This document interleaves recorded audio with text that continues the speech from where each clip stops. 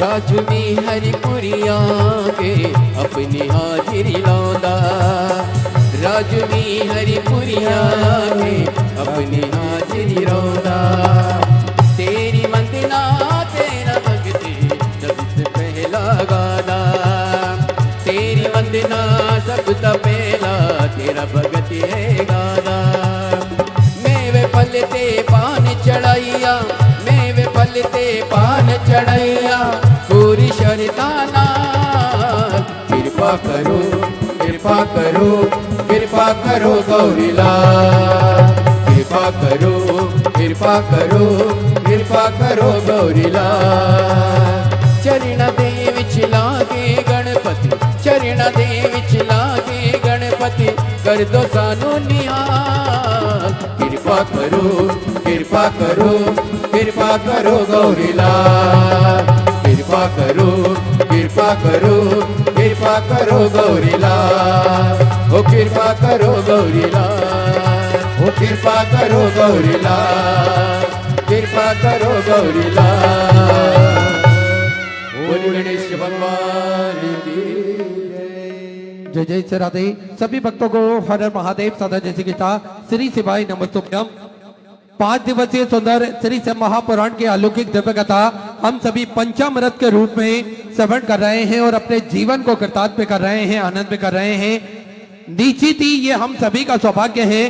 बाबा भोलेनाथ की कृपा से हम सभी को आस्था चैनल के माध्यम से, यूट्यूब फेसबुक के माध्यम से और बठिंडा पंजाब की इस पावन धरा से सुंदर अलौकिक दिव्य कथा श्रवण करने का सुअवसर प्राप्त हुआ और निश्चित ही बधाई के पात्र हैं कथा के मुख्य जजमान श्री अमरजीत सिंह जी मेहता, अध्यक्ष पंजाब क्रिकेट एसोसिएशन से, श्रीमती बबीता जी मेहता, श्री पदमजीत सिंह जी मेहता मेयर बठिंडा पंजाब से, सपना जी मेहता बठिंडा पंजाब से कथा के मुख्य जजमान का पदभार ग्रहण कर न केवल अपने जीवन को कृतार्थ में करा अपितु समूचे जन समुदाय को यह सुंदर अलौकिक दिव्य कथा श्रवण कराकर निश्चित ही पुण्य का कार्य आपने करा है। एक बार जोरदार ताली बजाकर स्वागत करें।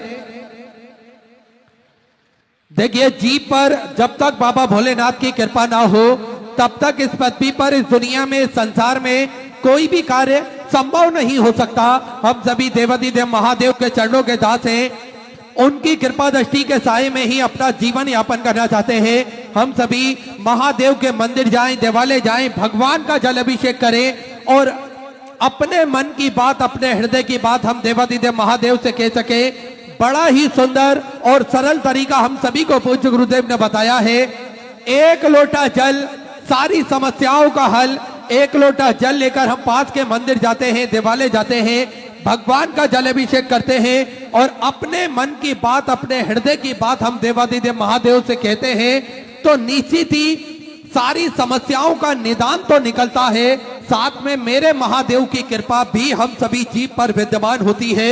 और देखिए, ये एक लोटा जल का ही प्रभाव है जो हम सभी को देखने को मिल रहा है।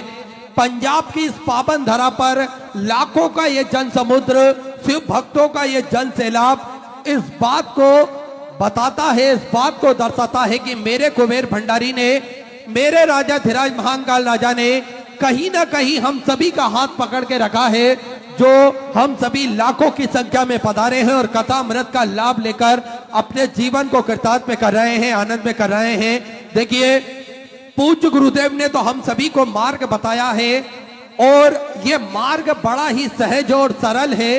बस इस मार्ग पर हमें प्रतिदिन सुचारू रूप से चलना है तो निश्चित ही हम सभी अपनी सारी समस्याओं का निदान भी खोज सकेंगे और मेरे महादेव की कृपा भी हम सभी जीव पर हमेशा विद्यमान होगी। और देखिए, हम सभी ने देखा है किस प्रकार से आज हर व्यक्ति समस्याओं से घिरा हुआ है। आज समस्याएं एक खत्म नहीं होती है, 3 समस्या पहले आकर खड़ी हो जाती है। तो ये अगर इन समस्याओं को हमसे निदान हमको पाना है तो कहीं ना कहीं हमें महादेव की शरणागति अवश्य ग्रहण करना पड़ेगी। ये हमारे जीवन का एक कटु सत्य है जो हम सभी को मानना पड़ेगा। आज नहीं तो कल हम सभी को महादेव की शरणागति में जाना ही है, तो क्यों ना हम सभी अभी से महादेव की शरणागति में जाएं, एक लोटा जल चढ़ाएं, एक बेलपत्री अर्पित करें, तो निश्चित ही सारी समस्याओं के निदान के साथ में मेरे महादेव का लाड़ दुलार प्यार हम सभी को निरंतर मिलता रहे और हम सभी निरंतर भगवान की भक्ति में लीन होते रहे। देखिए, शिव महापुराण की कथा ने हम सभी को क्या दिया है, ये हम सभी को जानना चाहिए। देखिए, कोई रोगी व्यक्ति से अगर हम पूछेंगे कि शिव महापुराण की कथा ने हमें क्या दिया है, तो वे हमसे यही बोलेगा कि शिव महापुराण की कथा ने मेरे रोगों को खत्म करा है, ये महादेव की कृपा है। अगर हम किसी ऐसे व्यक्ति से पूछेंगे जिसको संतान का सुख प्राप्त नहीं था और ऐसी माता बहने से हम पूछेंगे कि शिव महापुराण की कथा से हमें क्या मिला है, तो वे यही बोलेंगे कि शिव महापुराण की कथा से हमें संतान का सुख भी प्राप्त हुआ है। अगर कोई ऐसे व्यक्ति से हम पूछेंगे जो कई बार एग्जाम दे चुका होगा, अपने कंपटीशन एग्जाम उसने दिए होंगे और वो पास नहीं हो पा रहा होगा, जॉब उसको नहीं मिल पा रही होगी, अगर हम उस व्यक्ति से पूछेंगे तो वह व्यक्ति यही बोलेगा कि शिव महापुराण की कथा ने हम सभी को निरंतर आगे बढ़ने का ही प्रयास करा है। तो शिव महापुराण की कथा साधारण नहीं है, क्योंकि मेरे महादेव का निरंतर इसमें वर्णन लिखा हुआ है और महादेव ने सभी ऐसे संसार में कोई व्यक्ति नहीं है जिसको कुछ ना दिया हो। मेरे महादेव ने चाहे जल चल हो, थल चल हो, या फिर देवता हो, राक्षस हो, मानव हो, मनुष्य हो, गंधर्व हो, किन्नर हो, सभी को मेरे महादेव ने कुछ ना कुछ अवश्य प्रदान करा है।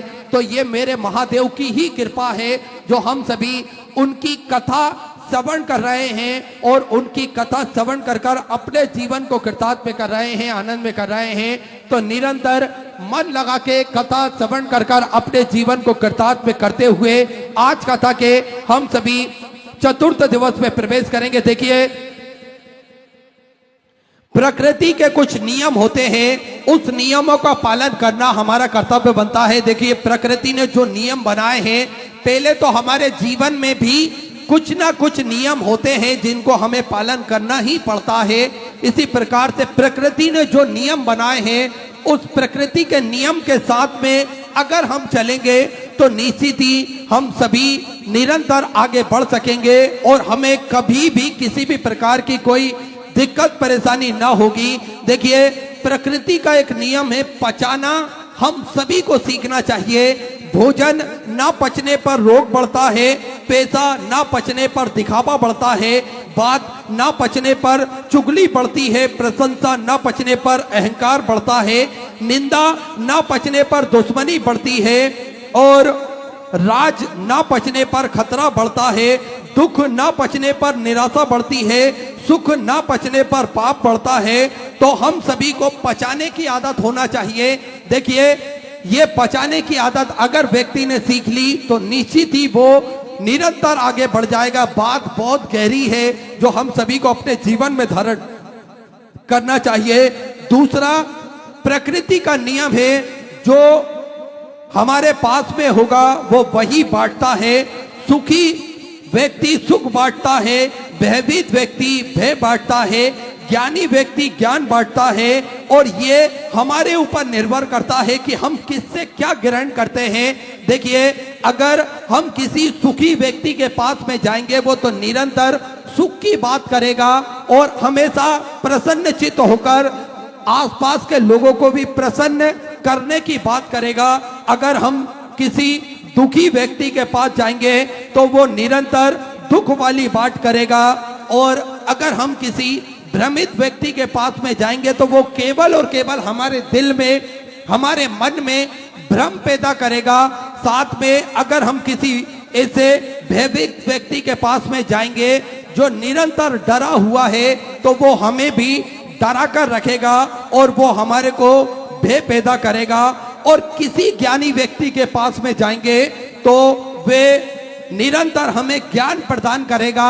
और आज शिव महापुराण की कथा इस बात का जीता जागता सबूत है कि हमें सुख भी शिव महापुराण की कथा ने प्रदान करा है, हमें भय से मुक्ति भी शिव महापुराण की कथा ने प्रदान करी है। हमारे अंदर जो भ्रम थे वो भ्रम भी शिव महापुराण की कथा ने दूर करे हैं। अगर हम अज्ञानतावश कोई ऐसा कार्य करते थे तो उससे शिव महापुराण की कथा से हमें ज्ञान भी अर्जित हुआ है, और ये शिव महापुराण की कथा ने हमारे दुख का निवारण भी करा है। तो ये हमारे ऊपर निर्भर करता है कि हम क्या ग्रहण करते हैं। देखिए, आज हम सभी को पता है किस प्रकार से पहले माता बहनें अपने घर में टीवी के सामने सीरियल नाटक देखना अति पसंद करती थी, लेकिन जब से शिव महापुराण की कथा प्रारंभ हुई है, सभी माता बहनें आज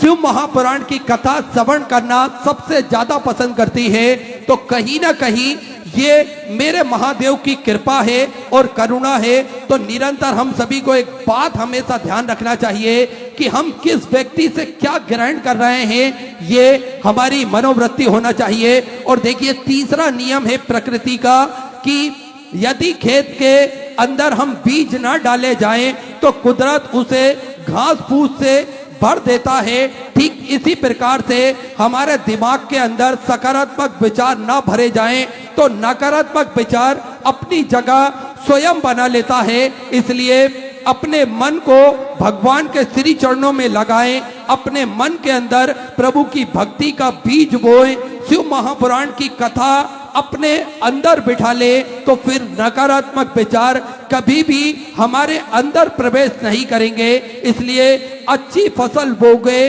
तो अच्छी ही फसल हमें प्राप्त होगी। और देखिए, हमारे जो सभी गुरुओं ने हमें बताया है कि अगर हम पेड़ बबूल का बोते हैं तो निश्चित ही कांटे ही उसमें पैदा होंगे। अगर हम आम का पेड़ बोगे तो निश्चित ही उसमें मीठे मीठे फल हमें प्राप्त होंगे। तो निश्चित ही हम सभी को एक बात अपने अंदर धारण करना चाहिए कि हम क्या बो रहे हैं और क्या इसका पुण्य फल, इसका क्या लाभ हमें प्राप्त होगा। तो शिव